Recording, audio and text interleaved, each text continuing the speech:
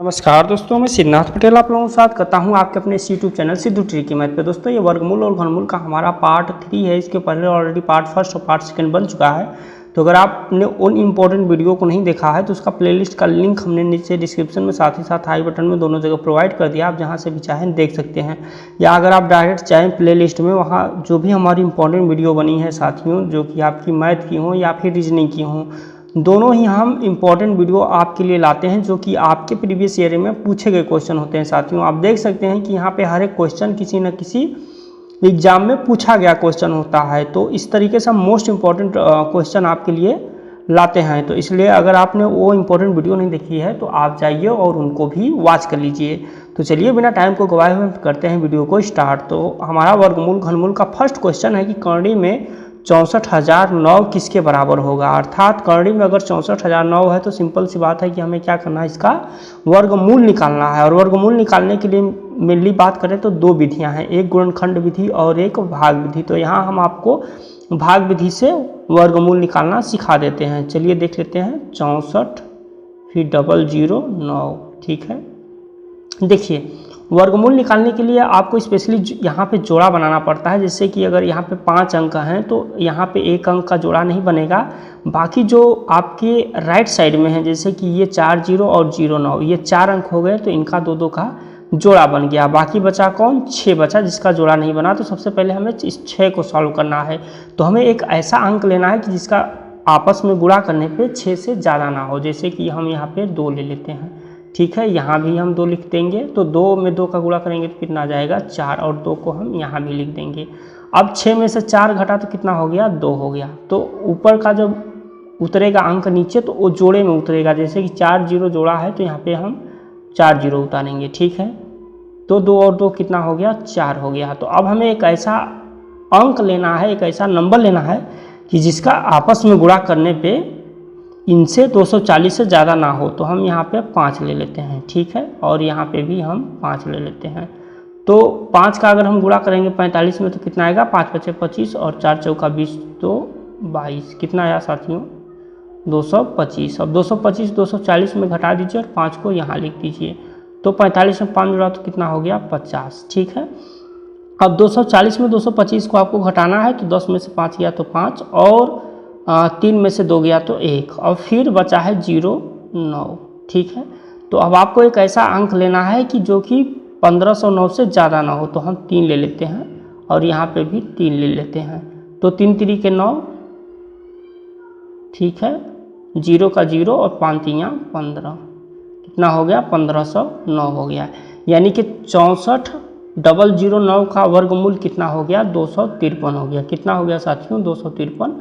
यहीं आपसे इसका पूछा गया था कि करणी में 64,009 किसके बराबर होगा। तो किसके बराबर होगा, 253 के बराबर। नेक्स्ट क्वेश्चन की तरफ बढ़े। नेक्स्ट क्वेश्चन है हमारा कि करणी में 19.36 प्लस करणी में 0.1936 प्लस करणी में 0.001936 प्लस करणी में 0 फिर लगातार 4 0 फिर 1936 का मान कितना होगा। तो ये आप देख सकते हैं कि ये पूछा गया था आपके CISI में 2013 के एग्जाम में, ठीक है। तो सबसे पहले आप क्या करेंगे कि 1936 का आप यहाँ पे क्या करेंगे, वर्गमूल निकाल लेंगे, ठीक है। तो यहाँ पे हम वर्गमूल निकाल देते हैं 1936 का, ठीक है। तो इनका दो का हम जोड़ा बना देंगे। तो हम एक ऐसा नंबर लेंगे जो कि 19 से ज़्यादा ना हो। तो 4 ले लेते हैं। 4 चौका कितना होता है, 16 होता है। कितना होता है, 16। तो अब ये 336 जो है वो नीचे उतरेगा, ठीक है। अब यहाँ पे 4 4 कितना हो गया, 8 हो गया। अब 8 हो गया तो हमें एक ऐसा अंक लेना है जो कि 336 से ज़्यादा ना हो। तो हम कितना ले लेते हैं, फिर 4 लेकर के देख लेते हैं। फिर 4 चौका 16 और 4 8 32, 1 कितना हो जाता है, 33, ठीक है। यानी कि ये कट गया, ठीक है। तो 1936 का कितना आया, वर्गमूल कितना आया, 44 आया, ठीक है। तो करणी में आप देख रहे हैं कि 19.36 लिखा है। तो यानी कि करणी में दशमलव के बाद कितने अंक हैं, 2 अंक हैं। तो फिर जब ये करणी से बाहर निकलेगा दशमलव के बाद कितना अंक हो जाएगा, 1 अंक, यानी कि 4.4 हो जाएगा। फिर आप प्लस कर दीजिए। फिर यहाँ पे प्लस दिया है और इसके बाद फिर करणी में कितने अंक हैं, फिर करणी में 4 अंक हैं। यानी कि ये दोनों अंक 44 हमारे दशमलव के बाद आएंगे। कितने के बाद आएंगे, दशमलव के बाद हमारे 44 आएंगे। फिर आगे देख लेते हैं, तो फिर आगे यहाँ पे दिया है दशमलव के बाद 2 जीरो, फिर 1936, यानी कि दशमलव के बाद कितने अंक हैं, 6 अंक हैं। तो ये कितना हो जाएगा, ये 3 अंक हो जाएगा दशमलव के बाद, तो 0.04 और 4, ठीक है। फिर आप नीचे देख रहे हैं कि यहाँ पे 0.0 दशमलव के बाद 4 जीरो है, फिर 1936 है, यानी कि दशमलव के बाद फिर 00 बढ़ेंगे, फिर 4 और 4। तो इनको आपको आपस में जोड़ना है, ठीक है।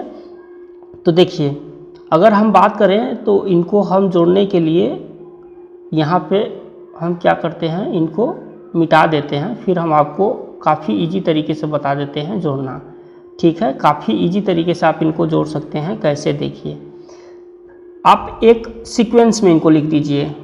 जैसे दशमलव के बाद जोड़ने में आपको कठिनाइयों का सामना करना पड़ता है, तो इनको आप एक सीक्वेंस में लिख दीजिए। जैसे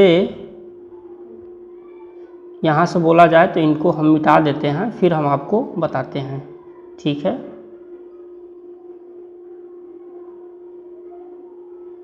इनको हम यहाँ से मिटा देते हैं।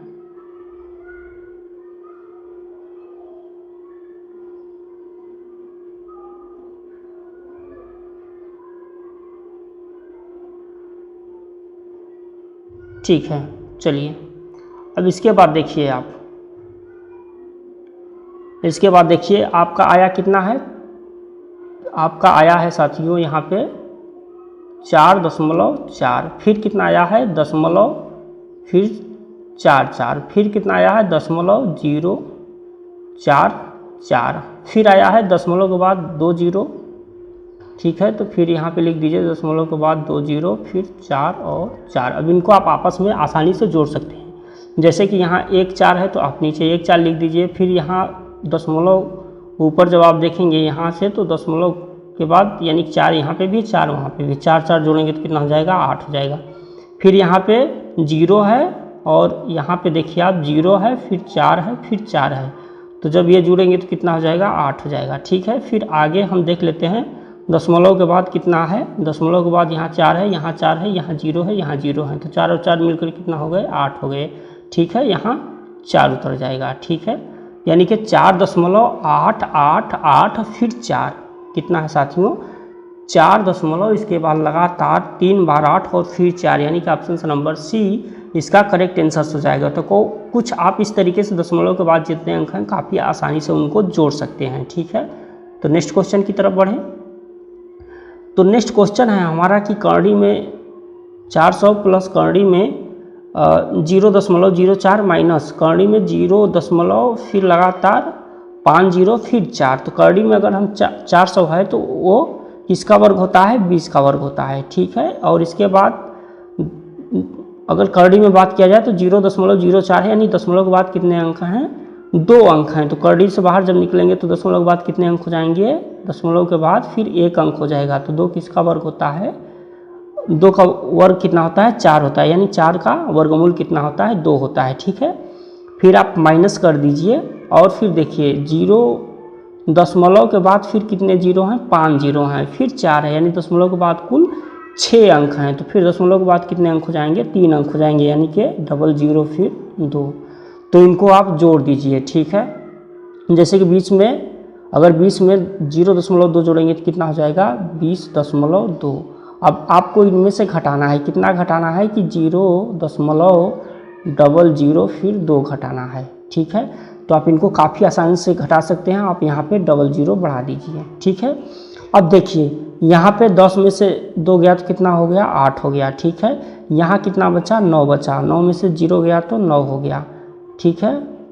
अब यहाँ पे बचा 1, 1 में से अगर हम 0 को घटाएंगे तो आएगा 1, ठीक है। अब यहाँ 20 में से अगर हम 0 को घटाते हैं तो कितना आ जाता है, 20 आ जाता है, कितना आ जाता है, 20.198 आ जाएगा, कितना आ जाएगा, 20.198। तो इस तरीके से भी आप दशमलव को काफ़ी आसानी से घटा सकते हैं। इसका करेक्ट आंसर हो जाएगा option number B. Next question की तरफ बढ़ें। नेक्स्ट क्वेश्चन है हमारा कि करणी में 72 गुणित्ते करणी में 363 गुणित्ते करणी में 175 बटे करणी में 72 गुणित्ते करणी में 147 गुणित्ते करणी में 252, ठीक है। तो ऐसे क्वेश्चन को भी आप काफ़ी इजी तरीके से सॉल्व कर सकते हैं। कैसे, देखिए करणी में कितना दे रहा है, 72 दे रहा है, 363 दे रहा है, 175 दे रहा है, बटे कितना दे रहा है, 32 दे रहा है, 147 दे रहा है और 252 दे रहा है। ऊपर भी करनी में मान बराबर है और नीचे भी करनी में मान बराबर है। तो आप इनको क्या करेंगे, आप इनको करनी से निकाल सकते हैं। ठीक है, जब अगर करनी में मान सबके बराबर हो जाएं तो आप निकाल दीजिए 32, 363 और 175। ठीक है, बटे कितना करेंगे, बटे आप कर देंगे 32, 147 और गुणित्ते 252। अब आप इनको काट सकते हैं काफ़ी आसानी तरीके से। देखिए, अगर हम बात करें 147 की, ठीक है, तो 147 है, 32 है, 175 है। ठीक है, तो इनको अगर हम सॉल्व करते हैं साथियों तो काफ़ी इजी तरीके से सॉल्व कर सकते हैं, क्योंकि करनी का मान हमने क्या किया है, करनी का मान हमने सबको निकाल दिया है करनी से बाहर। क्या किया है, करनी में हम सबको क्या किए हैं कि निकाल दिए हैं। फिर जब हम सॉल्व कर देंगे तो इनको हम करनी में रख सकते हैं। तो इनको हम काटेंगे, कैसे काटेंगे देखिए, ये 8 से काट दीजिए, 8 चौका 32, 8 नवा 72। ठीक है, अब ये 9 से कोई कटने वाला अंक है क्या, यहाँ 3 से काट दीजिए, 1 2 1। ठीक है, यहाँ जब आप 3 से काटेंगे तो 3 चौका 12, 2 3 नवा 27। ठीक है, फिर 175 है, 252 है, तो 175 है और 252 है।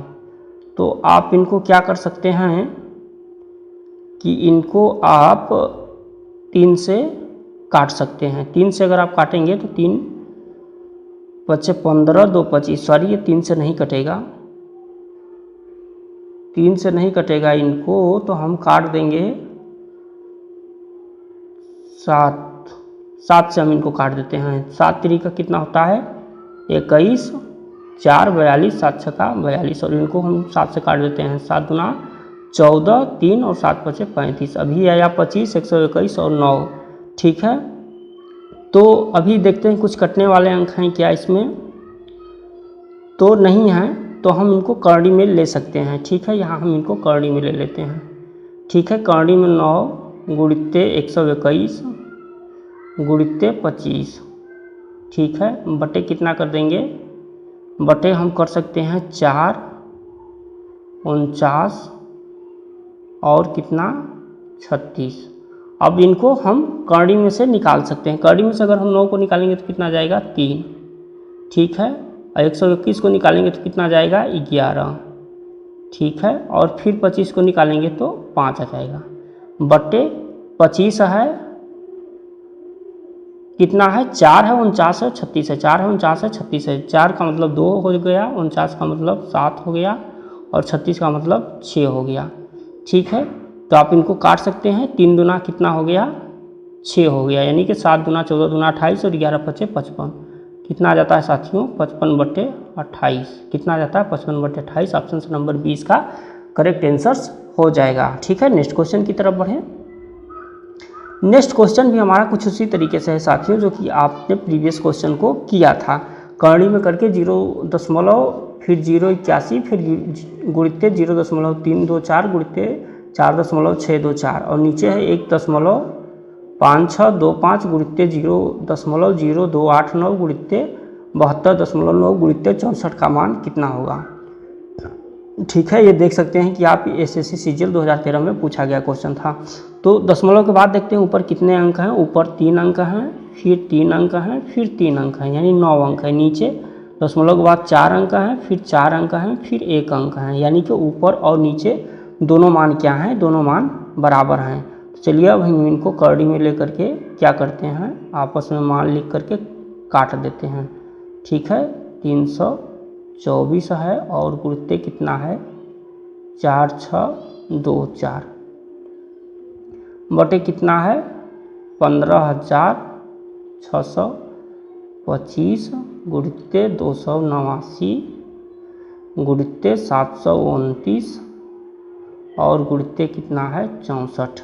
ठीक है, या तो करनी में आप इनको काट करके बाहर निकाल सकते हैं या आप डायरेक्ट बाहर निकाल करके भी काट सकते हैं।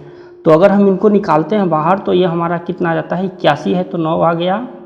ठीक है, 324 है तो 18 आ गया और 4624 है, तो ये किसका मान है 6864। हाँ, ये है आपका 68 का मान है। कितना है? 68 का मान है। कितना है साथियों? ये आपका 68 का मान है। बटे नीचे देखिए 15625, ये किसका मान है? 125 का मान है। ठीक है। और फिर है 289, तो ये किसका मान है? 17 का मान है। ठीक है। और फिर अगर हम बात करें 729, तो ये किसका मान है? ये आपका 27 का मान है। ठीक है। और फिर कितना बचा? 64 बचा, तो ये किसका मान है? ये 8 का मान है। अब आप इनको काफ़ी आसानी से काट सकते हैं। ठीक है, देख लेते हैं। 9 3 27, यहाँ हो गया 3 और 9 दूना 18। ठीक है। अब हम 2 से काट देते हैं, तो 2 चौका 8 हो जाता है। ठीक है। फिर बचा 17, 17 चौका कितना हो जाता है? 17 चौका 68 हो जाता है। ऊपर कितना बचा? 9 और 4 बचा, नीचे 125 बचा और 3 बचा और 4 बचा। तो 4 से आप 4 को काट दीजिए, 3 से आप यहाँ 3 को काट दीजिए। ठीक है। 3 से आप यहाँ 3 को काट दीजिए। तो अब हमारे पास बचा कितना? 3/125 बचा। कितना बचा साथियों? 3/125 बचा। तो आप यहाँ पे लिख दीजिए 3 कितना है? 125। ठीक है। तो अब आप काटिए, दशमलव लगाएंगे तो 30 हो जाएगा। ठीक है। फिर आप 0 बढ़ाएंगे तो कितना हो जाएगा? 300 हो जाएगा।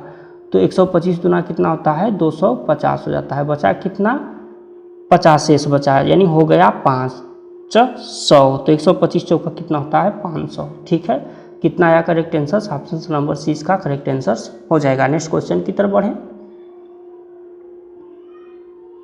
तो नेक्स्ट क्वेश्चन है हमारा कि यदि 1101 का वर्ग 12 ठीक है हो तो करड़ी में 121.2210 का मान कितना होगा? ठीक है। ये आपसे पूछा गया था SSC FCI में 2012 में। ठीक है। तो देखिए यहाँ पे आपको दे रहा है कि अगर ब्रैकेट में 1101 का स्क्वायर बराबर 12 हो तो, ठीक है, फिर करड़ी में 121.2201 का मान कितना होगा? यानी कि 1101 का वर्ग कितना दे रहा है? 12 तो वहीं आपसे पूछ रहा है कि यानी कि 121.2201 का मान कितना हो जाएगा? तो दशमलव के बाद कुल कितने अंक हैं? 4 अंक हैं। ठीक है। और दशमलव के पहले कितने अंक हैं? 3 अंक हैं। तो कुल कितने अंक हो गए? 7 अंक हो गए। कितने अंक हो गए? 7 अंक हो गए। तो 7 अंक जब करड़ी में होते हैं साथियों, तो करड़ी से जब बाहर निकलेंगे तो कितने अंक पे बनेंगे? वो कुल बनेंगे 4 अंक पे। कितने अंक पे बनेंगे? 4 अंक पे। तो यहाँ पे आपको 12 का ये क्या है? वर्गमूल आपको दिया है कि 1101 हो जाएगा। यानी कि अगर हम बात करें इसका चंद सेकंड में सॉल्व, तो आप कैसे चंद सेकंड में सॉल्व कर सकते हैं? देखिए यहाँ पे 1101 का वर्ग कितना दे रहा है? 1201, यानी कि 1201 का वर्गमूल कितना है? 1101 है। ठीक है। और यहाँ पे करड़ी में देखिए, तो करड़ी में दिया है 121.2201, यानी कि कुल 7 अंक हैं। तो 7 अंक हैं, तो जब करड़ी के बाद निकलेंगे तो कितने अंक निकलेंगे? करड़ी से जब बाहर होंगे तो 4 अंक निकलेंगे। लेकिन करड़ी में दशमलव के बाद कितने अंक हैं? 4 अंक हैं। तो जब करड़ी से बाहर निकलेंगे तो दशमलव के बाद 2 अंक हो जाएंगे। इसलिए इसका करेक्ट आंसर कितना हो जाएगा? 11.01। कितना हो जाएगा? 11.01। ऑप्शन नंबर 20 का करेक्ट आंसर हो जाएगा। ठीक है। तो नेक्स्ट वीडियो की तरफ, अरे सॉरी साथियों, नेक्स्ट क्वेश्चन की तरफ चलते हैं। और आज का एक क्वेश्चन आपके लिए एक होमवर्क रहेगा और इसका आंसर्स आप कमेंट बॉक्स में कमेंट करके ज़रूर बताएंगे। इस तरीके का क्वेश्चन चंद हम आपको कुछ हिंट दे देते हैं।